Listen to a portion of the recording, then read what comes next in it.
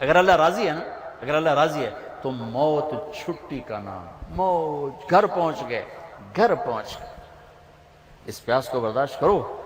اللہ کہے گا وَسَقَاهُمْ رَبُّهُمْ شَرَابًا طَهُورًا، پھر اللہ تمہیں اپنے ہاتھ سے پلائے گا، اور شراب پلائے گا۔ تم دنیا کی شراب چھوڑو، اللہ اپنے ہاتھ سے جنت کی شراب پلائے گا۔ تم دنیا میں پاک دامن بن کے رہو، اللہ جنت کی حسین ترین نیک خوبصورت لڑکیوں سے تمہارا نکاح کرے گا، جو مٹی سے نہیں بنی، مشک، عنبر، زعفران اور کافور سے بنی، مشک، عنبر، زعفران، کافور سے، اور ان کا قد اس تمہاری بلڈنگ سے بھی اونچا ہے، 130 فٹ ان کا قد ہے، 130 فٹ۔ اماں حوا اور ابا آدم 130 فٹ کے تھے۔ یہ وقت کی رفتار نے ہمیں گھسا گھسا گھسا گھسا کے یہ 5 فٹ کر دیا ہے، آگے اور چھوٹے ہو گئے۔ جنت کی لڑکی 130 فٹ پر ہے، تمہیں بھی اللہ 130 فٹ کر دے گا۔ اور لمبے بال حسن ہوتا ہے، حسن ہوتا ہے۔ جنت کی لڑکی کے بال کندھوں پر نہیں ہیں، شانوں پر نہیں ہیں، سر کی چوٹی سے چلتے ہیں اور پاؤں کی ایڑی کا بوسہ لیتے ہیں۔ 130 فٹ لمبے بال ہیں۔ جب وہ یوں سر ہلاتی ہے اور اپنے بالوں کو لہراتی ہے تو پوری جنت میں لاکھوں سورج چمکنے لگتے ہیں، کروڑوں ہر بال میں سے شعائیں نکلتی ہیں۔ جیسے یہ سٹیج کو نہیں سجاتے مختلف رنگوں سے، ایسے اس کے بالوں سے مختلف رنگ نکلتے ہیں، پوری جنت میں روشنیاں پھیل جاتی ہیں۔ اس کے یہ بالوں کا حسن ہے۔ سورج کو انگلی کا پورا دکھائے تو سورج نظر نہ آئے تو چہرہ کیسا ہوگا، جب انگلی ایسی ہے تو چہرہ کیسا ہوگا۔ اور جنت میں نور کی چمک اٹھے گی، جنت ایسے دیکھیں گے، بھائی یہ نور کہاں سے آیا ہے؟ تو کہیں گے فرشتے ایک لڑکی خامند کے سامنے مسکرائی ہے، اس کے دانتوں سے یہ نور نکلا ہے جس نے جنت کو چمکایا ہے۔ یہ جو ایمان والی عورتیں بیٹھی سن رہی ہیں پریشان ہو گئی ہوں گی، اللہ ان کو جنت کی عورت سے 70,000 گنا زیادہ خوبصورت بنائے، اور ان کا مناظرہ ہوگا، مناظرہ جنت میں نا مناظرہ ہوگا، سوکن پنا نہیں ہوگا، سوکن میں نہیں، مناظرہ ہوگا۔ ایمان والی عورتیں اور جنت کی عورتیں، حوریں، ایمان والی عورتیں۔ اب جنت والی عورتیں کہیں گی نحن الخالدات فلا نموت، ہم نے موت نہیں دیکھی زندہ، نحن الناعمات فلا نبأس، ہم نے بڑھاپا نہیں دیکھا، جوانی، نحن الراضیات فلا نسخط، ہم نے کبھی لڑائی نہیں کی، ہمیشہ راضی، نحن المقیمات فلا نرحل، ہم نے کبھی ساتھ نہیں چھوڑا، ہمیشہ ساتھ دیا ہے۔ یہ چاروں باتیں دنیا کی عورت میں نہیں، جوانی بھی مستقل نہیں، بڑھاپا آتا ہے، اور موت بھی ہے، اور ناراضگی بھی ہے، اور ساتھ کا چھوڑنا بھی ہے، موت آ جاتی ہے ساتھ چھوڑ جاتا ہے۔ اب اس کے جواب میں مومنات کیا کہیں گی؟ نحن المصلیات فما صلیتن، ہم نے نماز پڑھی تم نے کوئی نہیں پڑھی، نحن الصائمات فما صمتن، ہم نے روزے رکھے تم نے کوئی نہیں رکھے، نحن المتصدقات فما تصدقتن، ہم نے صدقہ خیرات کیا تم نے کوئی نہیں کیا، ونحن المتوضئات فما توضأتن، ہم نے روزے رکھے تم نے روزے کوئی نہیں رکھے۔ تو حضرت عائشہ فرماتی ہیں فغلبنہن، تو ایمان والی عورتیں جنت کی عورتوں پہ غالب آ جائیں، یہاں مردوں پہ غالب، وہاں حوروں پہ غالب۔ اللہ کے نبی کی عورتیں، اب بیویوں سے حسن سلوک کرو۔ تمہیں ایک عجب حدیث سناؤں، سب سے پہلے جو طارق جمیل کا عمل تولا جائے گا، سب سے پہلا عمل آپ کا میرا، سب سے پہلا عمل جو تولا جائے گا، نماز روزہ نہیں، حج نہیں، زکوٰۃ نہیں، تبلیغ نہیں، جہاد نہیں، علم نہیں، تہجد نہیں، تو کیا؟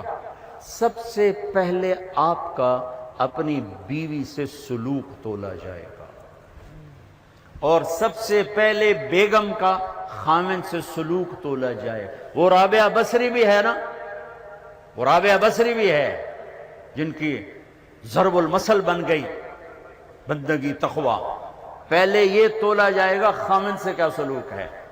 جنید بغدادی بن گئے، شیخ عبد القادر جیلانی بن گئے، خیر یہ تو وہ ہستی ہیں جن کا حساب بھی نہیں ہوگا انشاءاللہ، لیکن میں ویسے کہہ رہا ہوں کہ کوئی بندگی میں شیخ عبد القادر جیلانی قطب سبحانی رحمت اللہ علیہ کو پہنچ رہا ہے، کوئی جنید بغدادی کو پہنچ رہا ہے، لیکن جب تولا جائے گا تو پہلے بیوی سے سلوک تولا جائے گا۔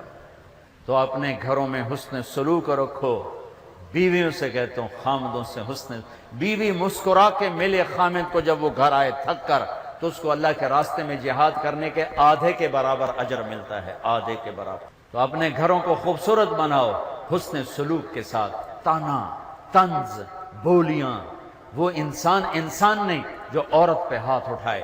میرے نبی نے فرمایا اس میں کوئی خیر نہیں جو عورتوں پہ ہاتھ اٹھاتا ہو. آخری خطبے میں عورتوں کو حصہ دیا, بیویوں کو, خامدوں کو نہیں, عورتوں. استوصوا بالنساء خیرا, یہاں سے پیراگراف شروع ہوتا ہے اور لمبی عبارت آپ نے صرف عورتوں کے حقوق بیان فرمائے.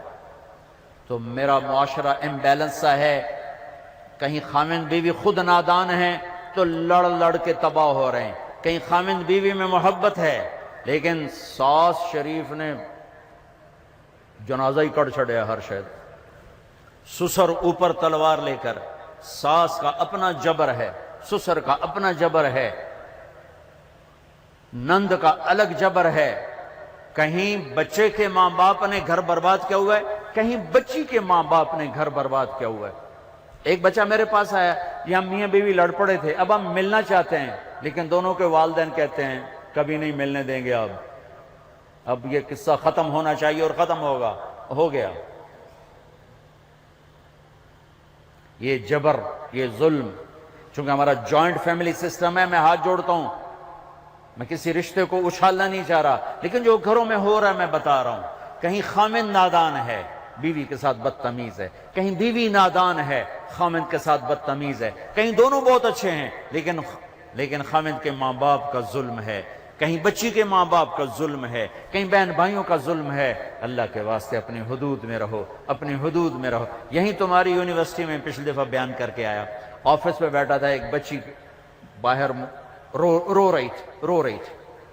تو مجھے کہا یہ ایک بچی باہر رو رہی, آپ سے ملنا چاہتی. تو میں چلا گیا, ساتھ آفس کے چھوٹا سا کمرہ ہے, تو پھر بھی رو رہی. میں سمجھا شاید میرا بیان سن کے کوئی زیادہ اثر لے لیا ہے. وہ کہنے لگی مولانا آپ عورتوں کے حقوق بیان کرتے ہیں لیکن آپ متعلقہ عورتوں کے تو کبھی نہیں بیان کرتے. مجھے یوں لگا جیسے مجھے کسی نے نا خنجر سے دو ٹکڑے کر دیا. کہا متعلقہ بچیوں کے بارے میں تو کبھی نہیں بولے. اس کے بعد سے میں نے بولنا شروع کیا. پھر میں نے کہا کیا ہوا بیٹی, آپ کو طلاق؟ جی مجھے طلاق ہوئی, میں طلاق یافتہ ہوں. کیا مسئلہ تھا؟ کہا میرا خامند بہت اچھا تھا, ہم دونوں میاں بیوی میں بہت محبت تھی, بس میرا سسر کہتا اوے مینو چنگی نہیں لگدی انہوں طلاق دے, اوے مینو چنگی نہیں لگدی انہوں طلاق دے. تو 1 سال تک تو میرے خامند نے پریشر برداشت کیا.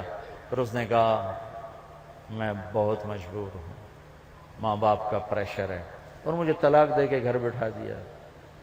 اب کوئی ہے ہی نہیں جو ہمیں پوچھے. بوڑھے لوگوں کے رشتے آتے ہیں.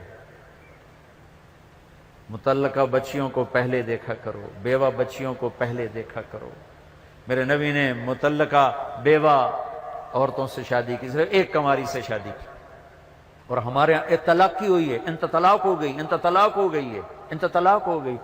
99% ظلم لڑکے والوں کی طرف سے ہوتا ہے, 1% لڑکی کا ہوتا ہے نادانی, لیکن اکثر لڑکوں کا ظلم ہوتا ہے. وہ رشتے تلاش کرو جو بچیاں بیٹھی ہوئی ہیں. کہیں بچیوں کی شادیاں ہو گئی ہیں, بچہ ساتھ لے کر گئی ہیں, یا نوجوان چھوٹے بچوں کے ساتھ بیوی فوت ہو جاتی ہے تو وہ دوسری شادی کرتا ہے, تو نئی ماں آتی ہے. تو سوتیلے پن کے جو ظلم سنے ہیں اس نے بھی دل کو پارا پار کر کے رکھ دیا ہے. سوتیلے یتیم جب روتا ہے نا, جب یتیم روتا ہے تو اللہ کا عرش کانپ اٹھتا ہے, اللہ کا عرش کانپ اٹھتا ہے. اور اللہ تعالیٰ فرماتا ہے کس نے یتیم کو رلایا, کون ہے اس کے آنسو پوچھے اور میری رحمت کی چھاؤں میں آ جائے. جہاں کہیں باپ سوتیلا ہے, کہیں ماں سوتیلی ہے, اللہ کا واسطہ دیتا ہوں, اللہ کی رحمت کی چھاؤں میں آ جاؤ. سوتیلی اولاد سے حسن سلوک کر کے متعلقہ بچیوں کو پوچھو. اس کے بعد پھر میں نے یہ حدیث میں نے پڑھی تھی, بیان نہیں کرتا تھا, بھول گیا تھا. میرے نبی نے فرمایا تمہیں سب سے اعلیٰ درجے کا صدقہ بتاؤں, سب سے اعلیٰ درجے کا صدقہ بتاؤں, سب سے اعلیٰ درجے کا صدقہ. جی کیا؟ کہ جس کی بیٹی کو طلاق ہو گئی اور وہ گھر آ کے بیٹھ گئی، اس پہ خرچ کرنا سب سے اعلیٰ درجے کا صدقہ ہے۔ اللہ ایمان والی عورتوں کو جنت کی عورتوں پر بھی غالب کرے گا۔ یہ خوبصورت زندگی ہے، اور ایک چھوٹا سا کام سارے کر لو، بہت بڑا مجموعہ ماشاءاللہ، احباب جمع ہے میر، حال دل کہہ لے، ہاں پھر التفات دل دوستاں رہے نہ رہے۔ میں آپ سب نوجوانوں سے ایک مطالبہ کرتا ہوں، آج بیٹھے بیٹھے توبہ کرو، توبہ کرو۔ اللہ کی قسم، اللہ کی قسم، آپ کہو گے نا یا اللہ میری توبہ، آپ ایسے نکلو گے گناہوں سے جیسے مکھن سے بال نکلتا، اور یوں پاک ہو جاؤ گے جیسے ماں کے پیٹ سے آج نکلے ہو۔ اللہ کو معاف کرنا اتنا اچھا لگتا ہے۔ یہ نہ ڈرنا کہ میں نے مانچسٹر میں بیان کیا، یہ توبہ کی بات کی، ایک نوجوان آ گیا 35-36 سال، مولانا کیا واقعی اللہ معاف کر دیتا ہے؟ وہ اتنا سہمے ہوئے، ہمارے نوجوان خطیبوں نے نا لوگوں سے اللہ چھین لیا ہے، اتنا خوفناک کر کے دکھایا ہے تو لگتا ہے بھئی دوزخ ہے، جنت کے سپاس سے وسدی کوئی نہیں۔ اچھا اللہ معاف کر دے گا؟ میں نے کہا جی۔ کیا واقعی معاف کر دے گا؟ میں نے کہا جی میرے بہت زیادہ گناہ ہیں۔ میں نے کہا بچہ تیری عمر کیا جو کہہ رہا تیرے بہت زیادہ گناہ ہیں؟ اور تو اتنے گناہ کر، میں گناہوں پہ دلیر نہیں کر رہا، میں مایوسی سے نکالنے کی بات کر رہا ہوں کہ ہمارا نوجوان یا بوڑھا کہتا ہے جی میرے گناہ ہی بہت زیادہ ہیں، میری کیسے توبہ ہوگی، میری کیسے معافی ہوگی؟ میں یہ بتانا چاہتا ہوں کہ میرا اللہ کہتا ہے دھرتی گناہوں سے بھر دے اور اٹھا کر آسمان کی چھت کو لگا دے، اور پھر ایک دفعہ کہہ دے یا اللہ معاف کر، تو میں سارے ہی معاف کروں، سارے۔ تو اب تو سب بچے بیٹھے، اور بوڑھے ہوں گے تو 60-70 سال 80 سال، اس سے زیادہ کیا عمر؟ تو جب ہم کہتے ہیں نا یا اللہ میری توبہ، اور ایک اور حدیث سنو، میرے نبی نے فرمایا جو توبہ توڑ دے پھر کر لے، پھر توڑ دے پھر کر لے، پھر لیکن کرے سچے دل سے، کرے سچے دل سے، کرے سچے دل سے۔ اگر دن میں 70 دفعہ بھی اس کی توبہ ٹوٹی اور اس نے ہر دفعہ کر لی سچے دل سے، تو اللہ کا محبوب ہی رہے گا، مجرم نہیں بنے گا۔ کتنے مزے کی بات ہے۔ اب تمہیں حدیث کے لفظ سنا دوں تاکہ تم کوئی اعتراض نہ کرو کہ تو گھڑ کے بولی جاندہ ہے۔ ما عاد ما اصر من استغفر وان عاد فی اليوم 70 مرتا، جو دن میں 70 دفعہ توبہ توڑ کے پھر کر لے، اللہ کی نظر میں مجرم نہیں ہے۔ مجرم کون ہے؟ جو توبہ نہ کرے، جو کہ کیا ہو گیا، سارے شراب پی رہے ہیں میں نے پی لی، کیا ہو گیا، سارے منہ کالے کر رہے ہیں میں نے کیا، کیا ہو گیا، سارے رشوت لے رہے ہیں میں نے لے لی، کیا ہو گیا۔ یہ کیس خطرناک ہے، اور وہ جو رونے دھونے والا ہے وہ تو مسئلہ ہی کوئی نہیں۔ ساری زندگی کا گناہ ایک آنسو، ایک آنسو، ایک آنسو۔ توبہ کرتے ہو؟ کرتے ہو؟ میرے ساتھ کہو یا اللہ میری توبہ، پھر کہو یا اللہ میری توبہ، پھر کہو یا اللہ میری توبہ۔ لو 3 سیکنڈ میں اللہ نے آپ کے سارے گناہ معاف کر، اللہ کی قسم معاف کر دیے، اگر سچے دل سے ہے۔ بس اب علماء سے پوچھ لینا اب کرنا کیا ہے۔ نمازیں چھوڑی اب کیا کرنا ہے، روزے چھوڑے اب کیا کرنا ہے، زکوٰۃ چھوڑی اب کیا کرنا ہے، لوگوں کے حق ضائع کیے اب کیا کرنا ہے۔ آسان سا کام ہے، کرتے جاؤ گے بڑھتے جاؤ گے، اللہ کی چھاؤں میں آؤ گے۔ اوپر سے رمضان توبہ کا مہینہ، رحمت کا مہینہ، جنت کا مہینہ، روزے نہ چھوڑنا، کالج کی چھٹی کر لینا، روزے کی چھٹی نہ کرنا، یونیورسٹی کی چھٹی کر لینا، روزے کی چھٹی نہ کرنا، تراویح کی چھٹی نہ کرنا۔ تراویح کے ہر سجدے پر 1500 نیکی لکھی جاتی ہے۔ بندے بن کے افطاری کرنا تو انشاءاللہ تراویح ساری پڑی جائے گی۔ اب تجھے ایک سموسا، ایک پکوڑا، ایک پیس، ایک بیف، اتوں چٹنی، ہن تجھے مٹی تے سوا تراویح پڑھنا۔ تسی تو پے ہو کہ مجھ طرح ہن کیویں اٹھے، ہن تو اٹھیا ہی نہیں جاندا، تواڈے کول فرض نہیں پڑھے جاونے، تسی تراویح کتھوں پڑھنیاں؟ لہذا بندے بن کے افطاری کرو، ایک کھجور کھاؤ، سادہ پانی پیو، ٹھنڈا پانی نہ پینا سخت گرمی میں۔ افطاری ٹھنڈے پانی سے نہ کرنا، سادہ پانی سے کرو۔ کھجور لو، سموسے، پکوڑے، دہی بھلے، پیس، یہ تمہارے لیے مصیبت بنیں گے افطاری کے وقت۔ افطاری ہلکی کرو، بالکل ہلکی، کھجور جو میرے نبی نے کیا، یا کوئی فروٹ، جو فروٹ کا چاٹ ہے، اور اس کے ساتھ سادہ پانی، سادہ پانی، یہاں تک کہ آپ کا معدہ فنکشن میں آ جائے۔ مغرب میں نماز پڑھو، اب ٹھنڈا پانی پینا چاہتے ہو پی لو، کوئی مسئلہ نہیں، لیکن زیادہ ٹھنڈا نہ پیو، وہ اور مصیبت ڈالتا ہے۔ تراویح پڑھ کے اب کھانا کھا لو، باہیں ساری پرات کھا جاؤ تو باہیں ساری پلیٹ کھا جاؤ۔ تراویح پڑھی گئی، چونکہ نقصان بڑا ہے اگر تراویح چھوٹ گئی، ہر سجدے پہ 1500 نیکی، 60,000 آپ 1 گھنٹے میں کماؤ، کتنا سستا سودا ہے۔ اور عورتیں گھر بیٹھے آرام سے چند منٹوں میں 20 تراویح پڑھ سکتی ہیں۔ آپ کو قرآن سننا پڑتا ہے، ایک تراویح نہ چھوڑو، ایک روزہ نہ چھوڑو، اور انشاءاللہ العزیز سارے معاف ہو جائیں گے۔ تو اللہ تعالیٰ آپ کا یہ اجتماع مبارک کرے۔ ماشاءاللہ ماشاءاللہ، ہمارے ذیشان بچے نے بڑی محنت کی ہے، ابراہیم نے بڑی محنت کی ہے، اللہ ان کے تمام ساتھیوں نے، اللہ ان کی محنتوں کو قبول فرمائے، ہمارے لیے ذریعہ نجات بنائے۔